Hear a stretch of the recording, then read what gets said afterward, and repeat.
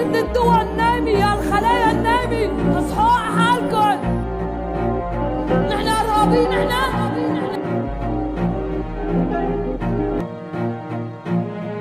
I recognized Jerusalem as the capital of Israel. گویا کہ یہ جو ہمارے ہاتھ سے نکلا ہے قبضے سے، پہلے بھی عربوں کے ہاتھوں سے نکلا تھا بیت المقدس یروشلم، عرب واپس نہیں لے سکے تھے. کرد خون صلاح الدین ایوبی اس نے واپس لیا. عربوں میں دم نہیں رہا تھا، عیاشیوں کی وجہ سے کھوکھلے ہو چکے تھے. میں تجھ کو بتاتا ہوں تقدیر امم کیا ہے، شمشیر و ثنا اول، طاؤس و رباب آخر. اخوت اس کو کہتے ہیں چبھے کانٹا جو کابل میں تو ہندوستان کا ہر پیرو جوان بے تاب ہو جائے.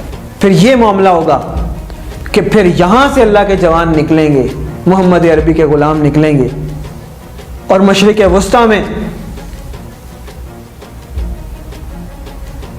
حجاز مقدس کو اور مسلمانوں کے جو کھوئے ہوئے علاقے ہیں ان سب کو بازیاب کرائیں گے.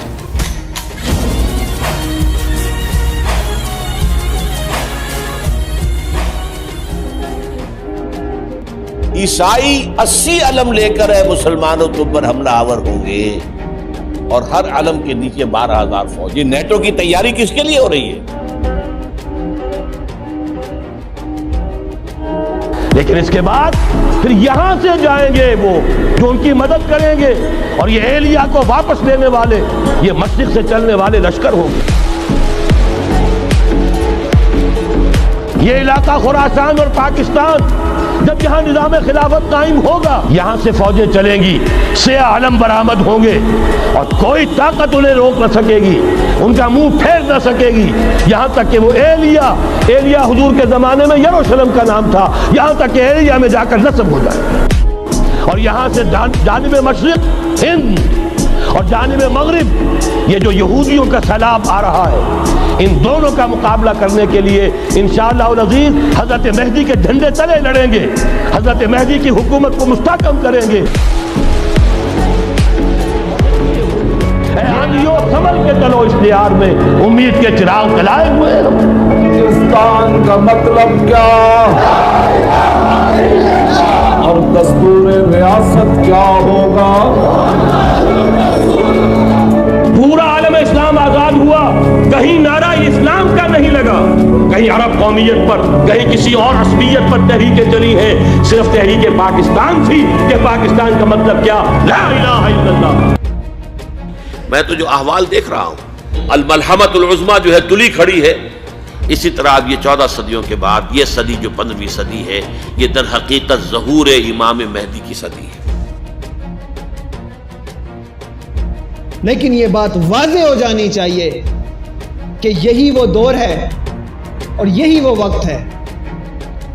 اور یہ بات بھی واضح ہو جانی چاہیے کہ اتنا زیادہ ایویڈنس آ چکا ہے کہ اس بات میں کوئی شک نہیں ہے، کوئی شبہ نہیں ہے، کوئی گنجائش نہیں ہے کہ لاہور میں بیٹھے ہوئے یہ ہمارے بھائی محمد رسول اللہ صلی اللہ علیہ وسلم کی اولاد سے محمد قاسم بن عبد الکریم، یہی انشاءاللہ اللہ کے فضل سے، اللہ کے حکم سے، اللہ کے اذن سے، اللہ کی توفیق سے مدینہ منورہ میں ہوں گے. وہاں سے نکالے جائیں گے، لوگ ان کے ہاتھ پر بیعت کریں گے، انکار کریں گے، بھاگ کر مکہ چلے جائیں گے، وہاں سے بھی نکالے جائیں گے، وہاں پہ بھی ظاہر کیے جائیں گے، گھر سے نکالے جائیں گے، اپنے مقام سے نکالے جائیں گے، مکہ معظمہ میں لائے جائیں گے، خانہ کعبہ کے سامنے زبردستی بیعت کی جائے گی. اب 15ویں صدی میں ہم ہیں. اب ایک بات میں کہہ رہا ہوں اور وہ میری ذاتی رائے ہے، گمان، اندازہ، اس میں مجھ سے اختلاف کرنے کا ہر ایک کو حق ہے.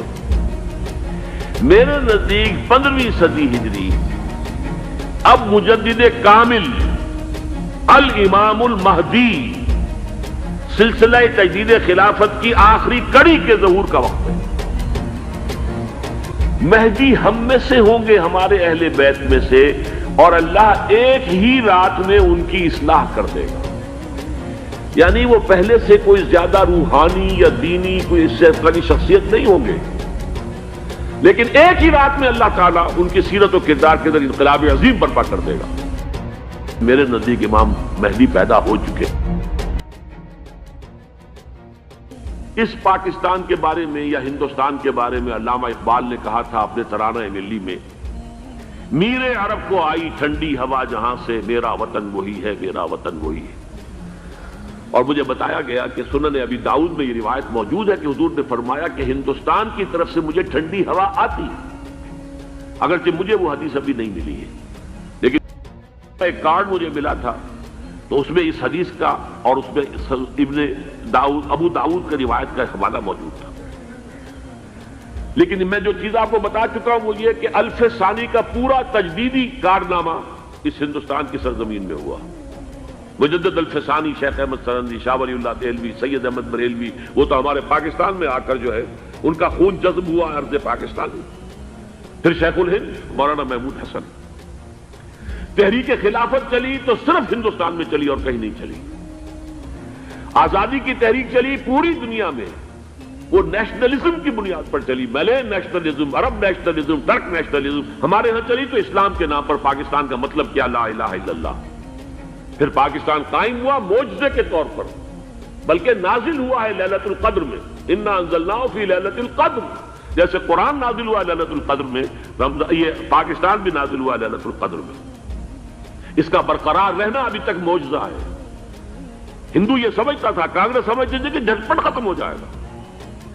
پھر یہ کہ اس کا قرارداد مقاصد کا پاس ہو جانا، مزید بھی اور اضافی دفعات دستور میں آ جانا، اب کمرشل انٹرسٹ کو ربا قرار دے کر حرام قرار دینا، یہ سارے لینڈ مارکس ہیں کہ جو اشارہ کر رہے ہیں کسی چیز کی طرف، معاملہ کدھر جا رہا ہے۔ پھر یہ کہ یہ جو 14ویں صدی کے مجدد تھے شیخ الہند، اس کے بعد سے کچھ ایسی شخصیتیں عظیم پیدا ہوئی ہیں ہند میں، جن کو میں سمجھتا ہوں کہ 14ویں صدی کے مجدد اور 15ویں صدی کے مجدد کے درمیان، یہ 15ویں صدی کے مجدد کی راہ کو سیدھا کرنے والے، جیسے کہ حضرت یحییٰ نے کہا تھا میں تو آنے والے کا راستہ سیدھا کر رہا ہوں حضرت عیسیٰ کے لیے، ایسے ہی 15ویں صدی کے لیے امام مہدی کے لیے راستہ صاف کرنے والے سب سے پہلے علامہ اقبال، جنہوں نے اسلام کا تصور دین کی حیثیت سے دوبارہ زندہ کیا ہے، ورنہ اسلام ایک مذہب کی شکل اختیار کر چکا تھا۔ پھر مولانا مودودی، مولانا ابوالکلام آزاد حکومت الہیہ کے نعرے کے ساتھ میدان میں آئے۔ یہ اقبال نے جو تصور پیش کیا تھا اس پر عملی جد و جہد کے لیے حزب اللہ قائم ہوئی۔ نوٹ کر لیجئے 11 برس کا فرق ہے عمر کا علامہ اقبال کے اور ابوالکلام کے، اور 1913 میں جب حزب اللہ قائم کی ہے اس وقت علامہ اقبال کی ملی شاعری اپنے عروج کو پہنچ چکی تھی۔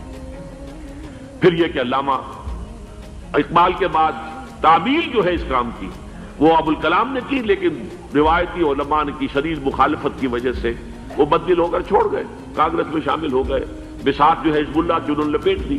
پھر مولانا مودودی آئے، انہوں نے وہ ڈور جو ہے اس کا سرا تھاما، جماعت اسلامی قائم کی حکومت الہیہ ہی کے قیام کے لیے۔ اگرچہ میرے نزدیک یہ کہ وہ انتخابی اور ایک قومی سیاست کی ایک جماعت بن کر پاکستان میں جو ہے دلدل میں پھنس گئی ہے، اب ہم اس کی کوشش کر رہے ہیں، تنظیم اسلامی اور یہ تحریک خلافت جس کے تحت یہ جلسہ ہو رہا ہے، یہ ساری چیزیں وہ ہیں کہ آپ کو سوائے پاکستان کے اور کہیں نہیں ملیں گی پوری دنیا۔ معلوم ہوتا ہے کہ پاکستان کو بہت بڑا رول پلے کرنا ہے اس میں۔